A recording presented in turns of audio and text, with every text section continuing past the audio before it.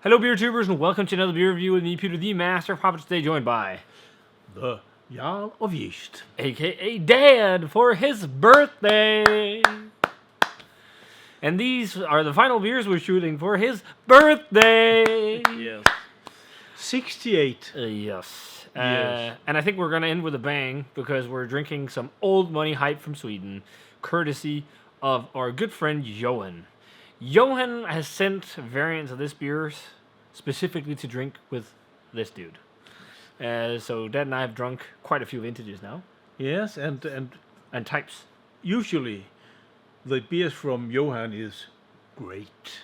Yes. They are amazing usually. So we're checking out two variants of Närke's famous Stormaktsporter Kaggen. I think that's Kaggen. Something like that. Kaggen too. And we've tried the regular bourbon, we've tried the cognac, and we tried the turbo, which was a collaboration beer with Oppigårds. But he sent us two of their more recent releases. One was actually over a year ago, I think he sent, and the other one was earlier this year, or actually, well, last year, because we're shooting this in 2022. So one was from 2020, one was from 2022, something like that. But we got a bottle of the Närke Svenskek Stormaktsporter Svenskek, so Swedish oak, and we got a version called High Coast. The Svenskek is the classic Stormaktsporter, but aged in Swedish oak barrels for 3 months. So no spirit in this one, just pure oak. And it's also not as strong as previous vintages of Kaggen. This is 10.4% alcohol. It still has an original gravity of 26.4 Plato. And it says it's a very good beer to share with friends. It says, dela gärna flaskan med några fina kamrater. And it says you can age it for And many today years. you will have to use your old dad instead. Instead of my many friends. And it says, yeah, you can age it for a long time. So this was, as I said, 10.4%. And then the other one here, the High Coast, is pretty cool because the regular Stormaktsporter is aged, or the most famous one is aged in bourbon. So they took that, they aged it in bourbon, but then they also aged it in High Coast whiskey barrels, which I think is a Swedish distillery, but they are usually, Johan thought this would be smoky, and they're kind of known for smoky whiskey, but they used non-smoked whiskey barrels from the distillery. So I guess, this is just because they felt that was maybe better for the bourbon barrels or something like that. I don't know. But 12% in the tiny bottle, same saying on there. So this will be fun. The last time we reviewed some beers, I think usually they've been around the high 90s, something like that. The only one we were a little bit disappointed in was the Turbo Kaggen, the collab. It was nice, but it was just not as intense and flavorsome, rich. But I think we should start with the Swedish oak. Because it's lower ABV and there's no spirits. So let's check it out. What would you call the color, Dad? Black Yes. with a creamy brown head. Yes. Do you know what? The color on the Belgian beer we had, the Belgian Strong Dark Ale, is almost the same. Yeah. It's not far off. The head is lighter on that beer, but it looks like I think it's darker, this one. Yeah, I think so. Yeah. But it was almost this color. Yeah. Beige, as you said, like brownish head. Yeah, let's check out the aroma. Lots of oxidized, almost sherry to me, and port wine. But it's definitely, you can definitely smell it's not a spirit barrel. It's mostly just woody. No, not. I don't feel it like intense flavor. No, it's not as bursting in your face as the other ones we've had. No. And of course, also thanks to Johan for sending the beers. But yeah, I'm mostly getting that kind of sherry port vibe, but also some dark fruit, some raisin figs, a little bit of roasted malt. But yeah, it's kind of a mellow approach, actually, to the Kaggen. Maybe I tense a bit of the yolk. Yeah, I think so. But it's not really spirits, it's just wood. There's a woody smell. Yeah, woody smell, yeah. And I don't know Swedish oak if that has lots of vanillin, so it gets vanilla flavor, or if it's like French oak or whatever it is. Like I smell something that smells a bit peppery, and I know French oak is famous for that. I don't know if that's just a European oak thing, but often what you associate with vanilla from wood is from American oak, which is used for bourbon. But it still smells nice. Makes a nice head if you turn it a bit. Yeah. Let's try it. Cheers. Chills.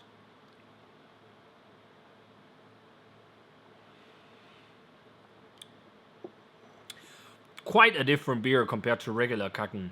It doesn't seem as sweet, and it seems much drier. Very dry. Really dry and woody aftertaste. Almost like white pepper. And the dark malt really turns through. Yeah. It's roasty, chocolatey, dark chocolate. There's a good amount of bitterness to it as well. A higher bitterness, so it's like a bitter dark chocolate, bitter espresso type coffee flavor. I think there's licorice to it as well, like licorice root or something. But it's really dry. Yes, very You really dry. feel that dryness from the wood on the tongue. I'm just missing that bourbon character or cognac as we loved in the others. No. I like it, but I preferred that it had that. Yes, maybe, but this is different. As the aftertaste gets very, very dry. Yeah. Maybe that's the oak. Yeah, I think so. It really dries out on the back end with this like woody, white, peppery flavor. And then there's like toasty, charry, slightly dark chocolatey, dark coffee. It's not crazy hoppy, but there's a little bit of a hop character to it. And that oxidized sherry port was more on the aroma, not so much on the flavor. But I do sense some sweetness, and there is an almost like honey vibe to it. But maybe that's just because we know there's bit. honey in it. But A bit. yeah. But the characteristic is the dryness. Absolute. Yeah. Yeah, I think it's good. It's nice, but I can definitely say I like regular bourbon Kaggen and cognac Kaggen more than this. I think those are superior beers, but I think it's just because I prefer the complexity you get from a spirit barrel more than, just oak. So, let's jump over to the High Coast edition here. So it was 3 months in bourbon barrels, and then also whiskey barrels from High Coast. So it doesn't say, 10 months in bourbon barrels. And the 3 of those months were aged in the High Coast barrels. So I think it will have a lot of bourbon character still. Yeah. And 12%. That's at least what I'd imagine. But it looks very much the same. Yes, the color is the same, and But I think the head is darker. maybe a bit darker. Look when you Yes, swirl it. Yes, it's darker. It is darker. But also when you think of it, in a bourbon barrel, the wood is charred. So you probably get some color from that. Whereas Swedish oak, I don't know if that's been charred first. No. Maybe that's why it's so dry and peppery. Yes, because it's not been because charred. it's a pure oak. Yeah. Yeah. I think that could be it. But otherwise, the color is the same. Looks Yes. very nice. Let's check out the aroma. Ooh, yeah. Definitely more of a spirit character, but it's not as, like, fudgy and sweet as regular Kaggen. I think that's more of a dark fruit Yes, and to this.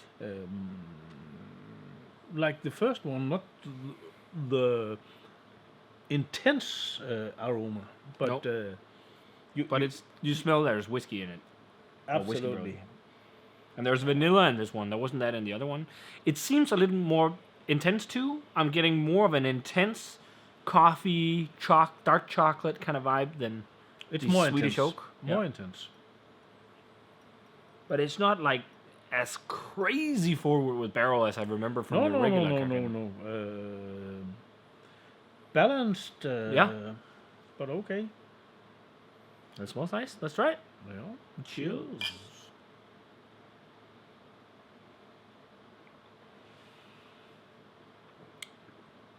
Yeah, there's definitely that spirit character. Yeah.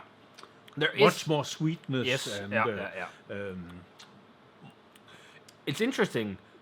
it seems much sweeter. Yeah. And, More caramelly. Yeah, caramels and dark fruits and Yeah, I think so.